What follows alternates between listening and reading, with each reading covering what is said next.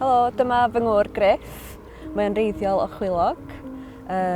Mae o yn dysgu Cymraeg yn Coleg Meirion Dwyfor a mae wrth i fod efo pêl-droed a dwi'n falch o ddweud bod o'n supportio tîm o Gymru sef Abertawe. Ia, dysgu Cymraeg i bobl eraill, de? Nid fy hun. Ia.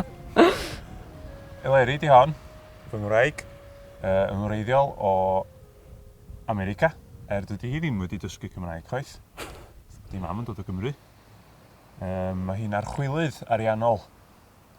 Ac mae'n gwrthod gyrru ngharu achos bod o'r fawr. Da ni wedi prodi ers dros 2 flynedd rwan. Nath ni ddathlu penblwydd prodas yn mis Tachwedd yndo. Gafon ni fynd allan am bryd o fwyd i ddathlu. Do, da ni'n byw Henryn Deudraeth. Wedyn ers 2 flynedd hefyd. Ac setlo'n dda yn fan'na hefyd. Dros Dolig, lle da ni'n mynd i fynd? Da ni'n cael cinio fod yr enni, dwi'n meddwl, dydan. Yndan. Gobeithio, os bydd y gwahoddiad dal yna erbyn hynny. Gobeithio gawn ni weld rhen i chdi ddathlu hefyd yn ystod yr wsos da. Ia. Da ni wrth i'n bodd efo Dolig dydan. Yr holl dathlu, bwyta lot o fwyd, cael gweld teulu a ffrindiau. Da ni yn dathlu'r trydydd Dolig efo'n gilydd a da ni wedi gwneud rhyw batrwm a mynd bob yn ail at rhieni ni. So da ni'n edrych ymlaen i cael mynd nôl at ein rhieni am yr ail waith tro yma. Dydan? Yndan. Y pwdin Dolig, dwi'n meddwl, ydy'r uchafbwynt o ran yr amser yma o'r flwyddyn i fi. Nes i lwyddo i fynd nes dechrau mis Tachwedd cyn cael cynta leni. Dwi wedi cael ambell un ers hynny, de. Mae'n rhaid mi gyfadda. Wrth y modd efo'r pwdin Dolig a'r sos gwyn. Ia, ti'n upsetio pan da ni'n mynd i tu rhieni fi, gan bod ni'n cael pwdin Dolig ar ôl cinio Dolig. Da ni'n cael Big Alaska, rhyw fath o draddodiad mae dat wedi cychwyn ers blynyddoedd. A di hynna mae'n plesio chdi na de? Fyddai'n dod am hwdin fy hun. So, be am yr ochr yr deall o Dolig, be mae'n golygu i chdi?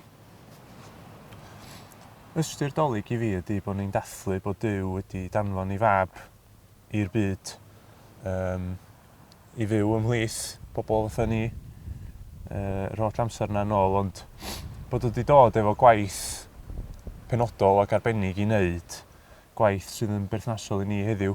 Mae'r angylion yn dweud wrth y bugeiliaid, mae yna newid da bod yna waredwr a Meseia wedi cael ei eni.